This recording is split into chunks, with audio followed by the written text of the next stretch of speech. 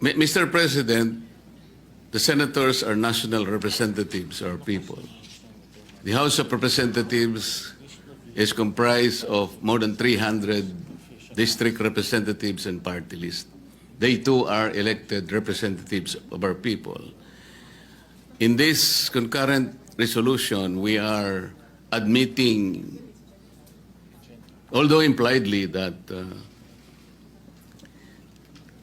our mandate of safeguarding the people's money needs people's participation. Parang hindi kompleto. Ba't kailangan pa naming tulungan kayo? You were there, you were elected. Baka hindi po, kaya baka isipin sa atin ng tao yan, Mr. President.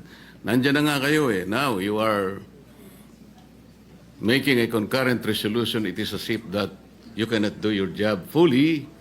Hindi naman sa ayaw naming tulungan kayo. We are always ready to help you. The people are also interested in guarding the people's money. Pero saan ba kami talaga makakatulong sa inyo? Pagdating sa... Kasi po, ako po bilang isang naging congressman, Mr. President, may access na po ako sa information. Like, bago po ako mag-graduate sa House, ito pong pinakahuling budget, 2025 budget. Mr. President, when we were already on the first day of plenary debates, alam po ninyo, yung unang subject matter sa first day on plenary debates, ito po yung general principles. Wala pa pong agencies, Mr. President. I was about to ask some questions on the parameters set out by our national economic cluster. Hindi po ako nakapagtanong, Mr. President. A battalion of my colleagues prevented me from asking questions. So, Mr. President, kung ako po ay nandun na mismo, gusto kong magtanong man lang ng ilang tanong, hindi pa po ako nakapagtanong eh.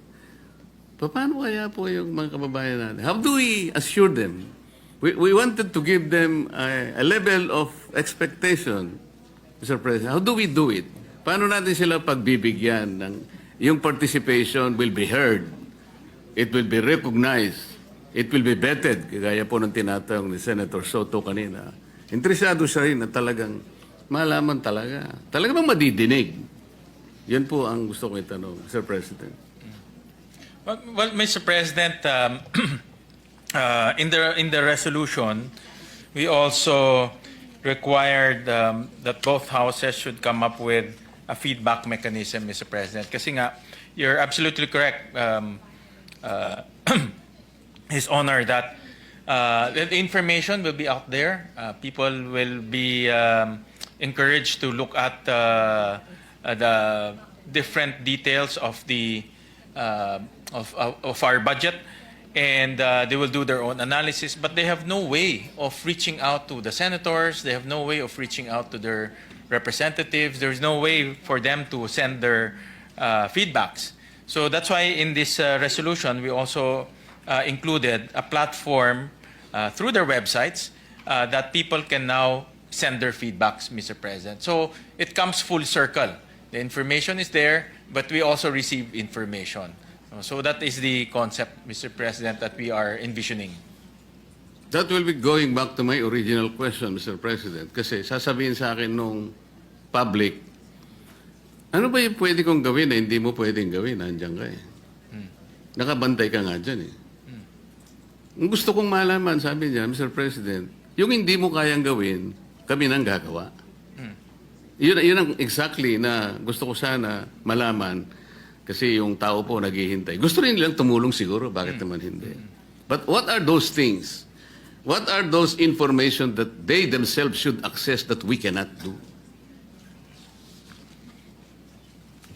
Well, Mr. President, like for example, meron ba tayong slide? Yung my X-check? Can you flash it? Mr. President, I'll flash a slide, no? And when we were doing the analysis of the process, we found out that only the NEP and the GAA is publicly available through the website, Mr. President. So if you are, let's say, a budget analyst, no? You want to analyze the budget, ito, Mr. President, only the NEP and the GAA is available in the internet. All the rest of the documents in between are not available. So if you want to analyze the budget, especially the movements, it's very difficult for analysts to track the movements because those information is not available in their website. So yun yung gagawin natin available, Mr. President. That the movement in the budget, especially critical documents, will be uploaded as mandated by the two houses, Mr. President. And each of the senators of this republic, Mr. President, is in a position to secure the assistance of a budget analyst. Not necessarily, Mr. President. People expect us to know the basic of the budget process and budget analysis.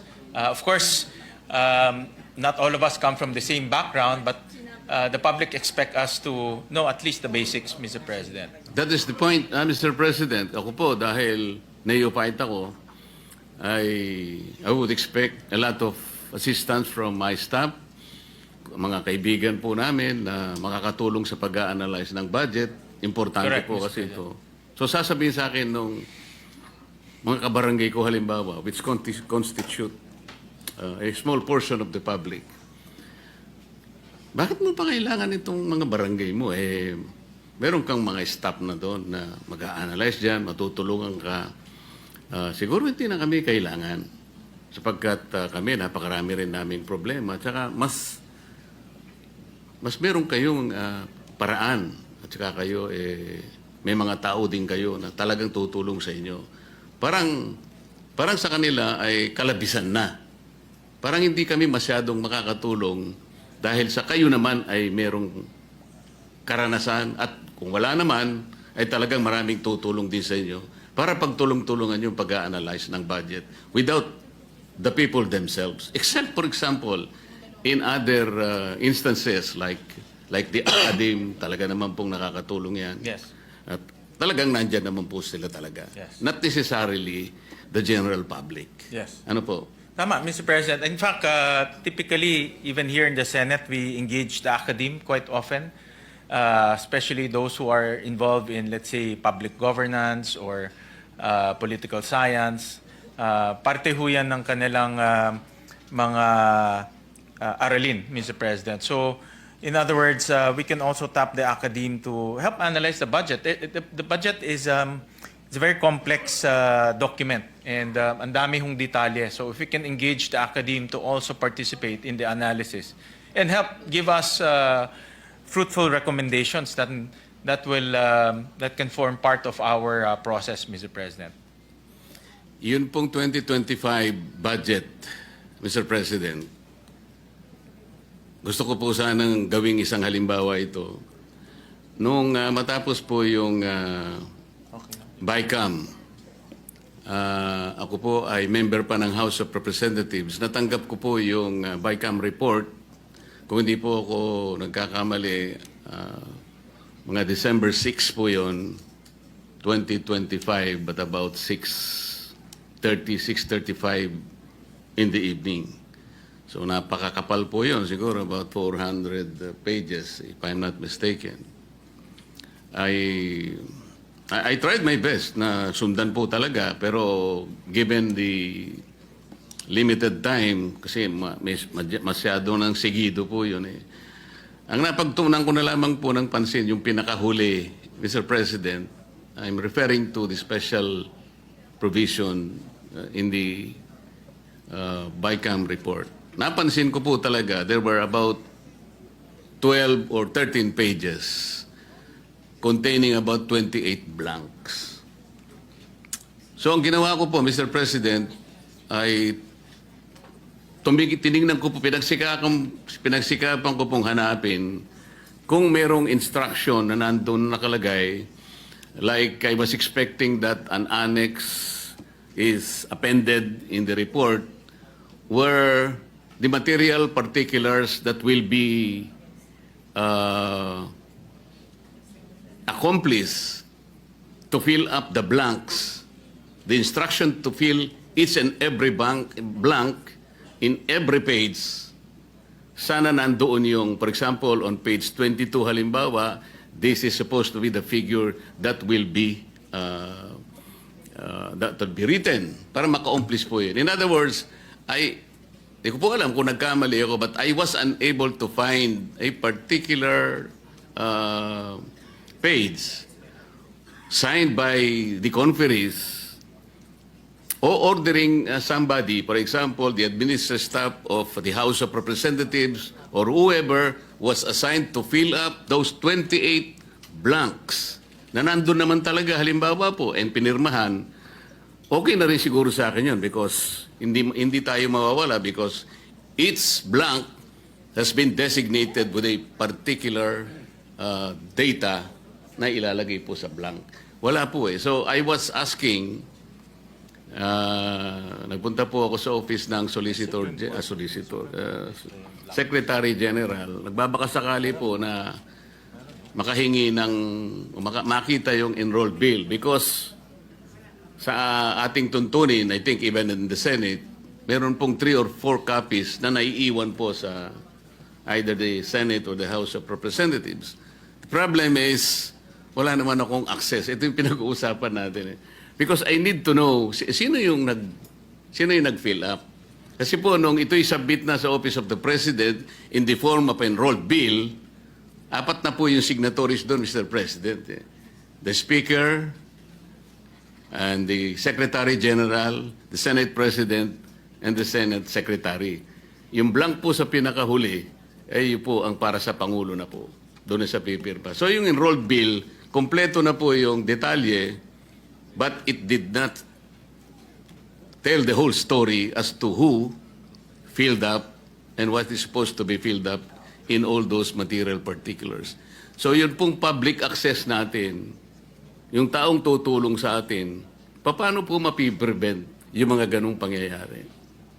Well, Mr. President, thank you for that question. In fact, I raised that to our technical team here in the Senate that those things should not happen in the 2026 budget. Not under my watch, Mr. President. That the members will be given blank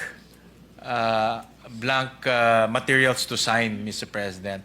I reminded them to be very strict in the review. Kung kailangan po 2, 3, 4 times to review the documents before letting the members sign, they should do it, Mr. President. So that's a strong reminder to the technical staff, Mr. President. So I know that narinig ko rin yan, Mr. President, during the last budget season, Mr. President.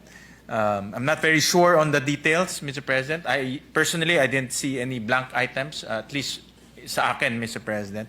But since that is an issue that came out, so I reminded our technical staff to be very detailed in scrutinizing the budget materials, Mr. President, especially the ones we will be signing, Mr. President. Thank you for your assurance, Mr. President. Kanina po, nilapitan ako ni Senator Ping.